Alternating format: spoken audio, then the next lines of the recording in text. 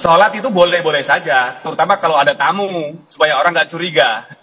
Tapi dalam doktrinnya sholat belum diwajibkan, karena Indonesia masih fase Mekah atau fase masa jahiliyah. Jadi Mas Ken, tahun berapa Anda di sana dan sampai tahun berapa? 2002-2003 saya keluar. Dan dulu ya itu tadi mungkin kita nggak tahu ya, pejabat itu tidak memahami apa sebenarnya Al-Zaitun, mungkin hanya melihat pesantren besar 1.200 hektar, mereka datang melihat ini aset umat Islam, mereka nyumbang, atau mereka bagian di dalamnya, kita juga nggak tahu, karena memang kami kan hanya pasukan ya, pasukan perang yang kita melihat fenomena, dan dalam doktrin kami, itu seluruh pejabat sudah dibaiat NI semuanya, sudah disumpah, sebentar lagi negara kita mau digulung, diganti dengan negara Islam. Bahkan ketika saya keluar dulu kan presiden di Indonesia kan Bu Megawati datang ke Al-Zaitun, ini doktrinnya Ratu Balkis datang ke kerajaan Sulaiman. Jadi Al-Zaitun seperti kerajaan Sulaiman, nanti Bu Megawati menyerahkan tahtanya kepada Panji Gumilang.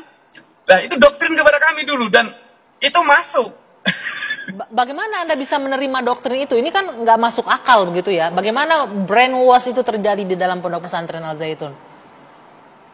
Ya semuanya kan menggunakan dalil-dalil agama, menggunakan ayat-ayat kitab suci. Awalnya nggak masuk akal memang, tapi ketika semuanya menggunakan konsep dialog, bahasa kita dulu namanya dangdutan atau istilahnya pengkondisian. Misalnya saya gambarkan begini, dalam perekrutan NI itu satu korban 5 perekrut.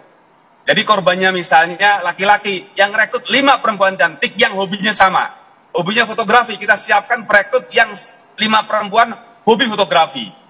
Dan dialognya awalnya menggunakan pengkondisian tadi dengan hobinya korban, kesukaan korban. Saya gambarkan pengkondisinya begini, ada satu orang menjual kucing Anggora, ketemu dengan 5 orang yang pengen beli, nggak punya dana.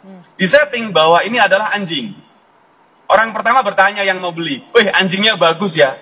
Yang punya kucing Anggora menjawab, ini bukan anjing, tapi kucing Anggora. Nah, orang kedua bertanya, berapa harganya? Orang ketiga, keempat, kelima mengatakan bahwa ini adalah anjing. Akhirnya yang punya kucing ragu. Jangan-jangan ini anjing. Karena semua mengatakan bahwa ini adalah anjing. Padahal faktanya ini kucing. Nah ini faktanya ngeri.